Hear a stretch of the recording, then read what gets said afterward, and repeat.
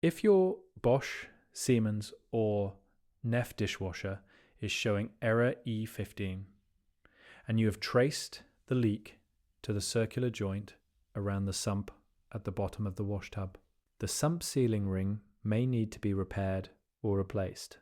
Error E15 means that the dishwasher's leakage protection system has detected water in the base of the appliance. A float switch is activated, the dishwasher stops filling, and the drain pump may continue running even when the controls appear unresponsive. Before starting this repair, close the water supply, disconnect the dishwasher from the mains electricity, and make sure the appliance cannot be switched on accidentally. This video covers the sump sealing repair used on certain Bosch, Siemens, and NEFF dishwashers. It does not apply to every model. Before ordering the repair kit, find the complete E number or ENR printed around the inside edge of the dishwasher door. Enter the full number, including the digits, after the slash, into the manufacturer's spare parts website. The official kit normally contains a circular sealing ring, a guide cord, 4 replacement screws, and installation instructions. The recommended equipment includes protective gloves, a flat screwdriver, a Torx T20 screwdriver, a syringe or another suitable tool for removing residual water, a small utility knife, and ordinary hand dishwashing liquid.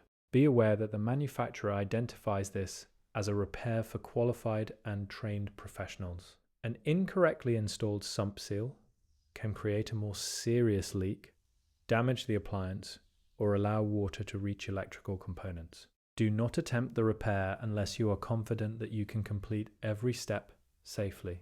Begin by removing the lower dishwasher basket. Take out the lower spray arm, usually by lifting it or releasing it according to the design of your model.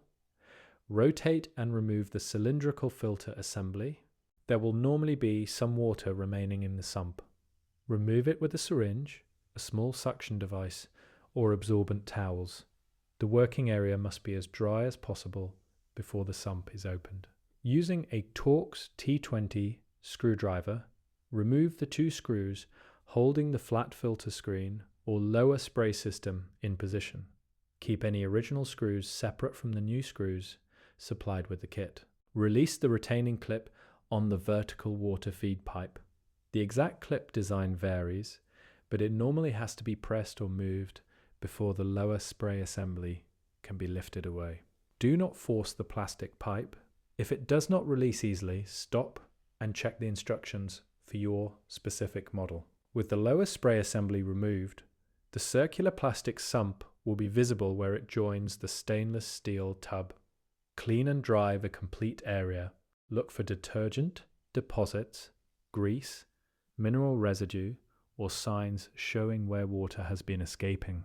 On models covered by the official repair kit, small plastic ribs next to the central sump tube must be trimmed away as shown in the supplied instructions. Use a sharp utility knife carefully, wear gloves, and prevent plastic fragments from falling into the pump. Remove the remaining sump retaining screws indicated in the instructions, insert a flat screwdriver only at the specified lifting point, and raise the edge of the sump by approximately 1 centimeter. Do not try to remove the entire sump and do not bend the stainless steel tub.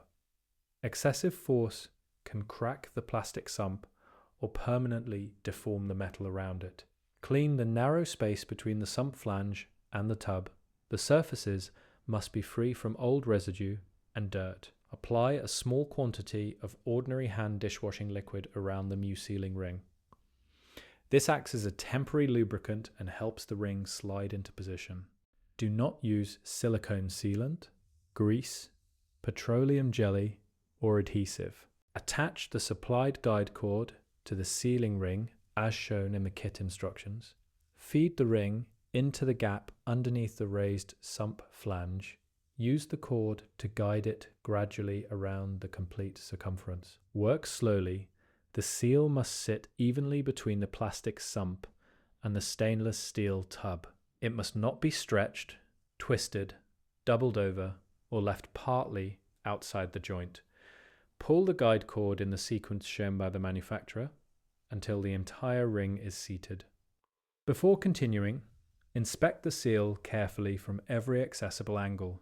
A twisted section or a small gap can cause the dishwasher to leak again as soon as it fills with water. Press the sump back into its normal position. Install the 4 new screws supplied with the repair kit. Start every screw by hand and tighten them gradually in the cross pattern shown in the instructions. Do not tighten one screw completely before fitting the others. Use a manual Torx screwdriver rather than a power driver. The screws must hold the sump evenly against the new seal, but over-tightening can strip the plastic mounting points, distort the sump, or damage the stainless steel tub. Reinstall the lower spray assembly and make sure the water feed pipe locks into place with a positive click. Refit the filter screen and tighten its screws evenly. Reinstall the cylindrical filter and lock it correctly, then refit the lower spray arm and check that it rotates freely. Before testing the dishwasher, remove any water from the base tray and make sure the float switch has returned to its normal position. Simply tilting the dishwasher to clear E15 is not a repair because it removes the detected water without fixing the leak. Reconnect the water and electricity, then run a short rinse program without detergent. Observe the sump joint and the area underneath the dishwasher throughout the test. Stop the machine immediately if you see any dripping. If the sump remains dry and the E15 error does not return, the repair has probably been successful. If water still enters the base, disconnect the appliance again. The leak may be coming from the circulation pump, drain pump, internal hoses, water matrix, valve, or another seal. The most important parts of this repair are confirming model compatibility, following the supplied instructions exactly, positioning the new sealing ring without twisting it, and tightening the 4 screws evenly by hand.